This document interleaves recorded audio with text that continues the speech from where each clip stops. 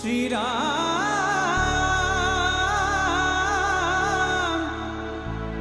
Shri Ram, Ram Jaya Ram, Ram Jaya Ram, Ram Jaya Ram. Om Sai Ram. Ramakatha Rasavahini, Chapter 2. Panchavati. Panchavati means 5 people or banyan trees.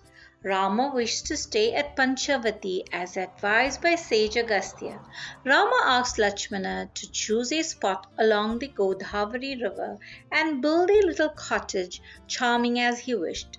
Lakshmana fell at Rama's feet in anguish. He said, "Brother, tell me, what crime I have committed to deserve this cruel command to choose?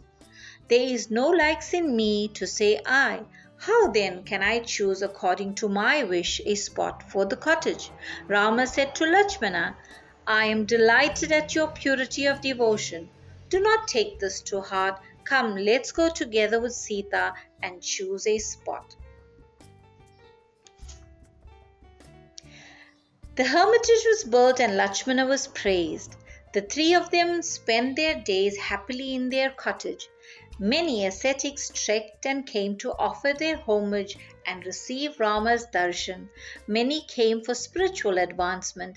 Since Rama was the master of all dharma and knew all the scriptures, they derived the fullest satisfaction from his answers and directives. Rama stole the heart of all that came into his presence. While on the subjects of questions and answer, it is best that the 4 grades of questions be understood clearly. 1. Trivia are questions that raised in order to drag another into a controversy and later inflict humiliating defeat on him. 2. Low questions that are put in order to demonstrate one's own cleverness and skills are low. 3. Possible questions which announce the intellectual and reasoning faculty of the questioner are possible. 4. Praiseworthy questions that are asked with sincere desire to remove one's doubts are passeworthy and belong to the highest class. It needs no mention that the sages, monks, and ascetics came to Rama were the 4th type. Rama discoursed on dharma and spiritual disciplines during both day and night to all those who gathered around him. He often told Lakshmana, "Having come for this holy task, how could I have stayed in Ayodhya? How could I have enacted the further chapter of the Ramayana from there?" Rama's incarnation as man on earth was to foster and protect the good and the godly, and to destruct the wrong and evil that threaten the peace and welfare of the world. Rama discoursed to Lakshmana affection to body, attachment towards possessions of any kind, egoism that breed the conflict of you and I, the bond that grows the individual and his wife, children, and property are all these illusion, Maya, and they are temporary. This illusion influences everything. The 10 indriyas, the 5 sense of action, and the 5 of perception, derives pleasure therefrom. Everything is superficial, that's not real. 2 types of Maya is explained, Vidya Maya and Avidya Maya. Avidya Maya causes boundless miseries and entanglement of worldly desires. Vidya Maya is created by the cosmos under the prompting of the Lord, understanding the higher purpose of your existence and seeking liberation. To transcend the 3 gunas of sattva, which is equal, balanced temper, rajas, emotional, active temper, tamas, the dull, inert temper. The individual jiva soul has to understand how to merge in the supreme Paramatma. Practice yoga or search for union with the Supreme. You then will derive jnana. God showers grace on one who has love and devotion. This path leads quickly to God. Listening to Rama's discourses, Lakshmana and Sita forgot that they were under what conditions. They spent long periods in introspection and exploration of inner delight. One day, Lakshmana was contemplating on the deep truths with intense love when the wicked, vicious sister of Ravan, Suparnaka, rushed into the scene. As soon as she saw Lakshmana, she fell in love with him. She suddenly transformed herself into a charming, pretty damsel and approached Lakshmana with amorous gestures, but Lakshmana paid no heed. Suparnaka lost patience. She tried to draw him to herself, but Lakshmana said, "Mother, I am a bond slave to Rama and I am not a free man." Rama and Sita came out to see who Lakshmana was talking to. Surpanaka did not notice Ram and laughed loudly. She pleaded to Lakshmana to marry her. Lakshmana said, "This is my master Ram. If you marry him, I will be your slave." Suparnaka took his word. She turned to Rama and saw a beautiful woman besides him. She was smitten with passionate love. She said to Rama, "God of love and beauty, accept me as yours." Rama said, I have my wife here.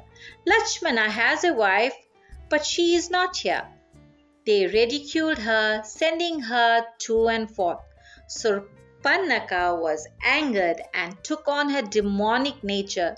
She pounced on Sita to kill and swallow her. Rama raised his hands up and counted 4 on his fingers. Looking at Lakshmana, he immediately grasped the command. The hand gesture stood for 4 Vedas, which is called Shruti. That's to say, the heard, which means ears, and hands pointing to the sky is the 5th element force. Sound is the symbol of Brahman, known as Shabda Brahman, or God residing in heaven. Heaven is known as Naka in Sanskrit. It also has another meaning, nose. Hence, Lakshmana slashed her ear and nose. Surpanaka's loud scream made the forest quake.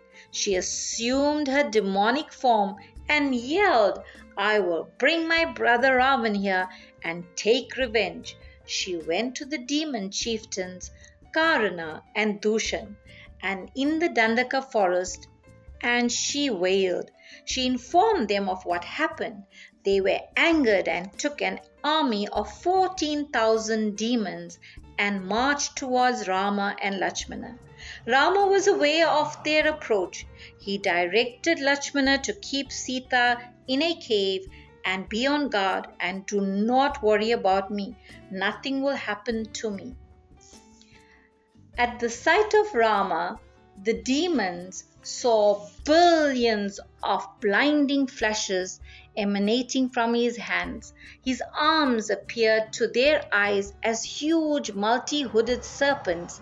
Their screams, curses and cries filled the forest and the animals ran in panic. Kara and Dushana stood wonderstruck at Rama's physique and beauty. The closer they got to Rama, the more they got fascinated by his charm and said, "We don't have an iota of anger or hatred towards him." They did not want to converse with Rama, instead sent a messenger to ask who he was and why he was living in the forest. Rama said, "Fellow, I am a Kshatriya, a warrior.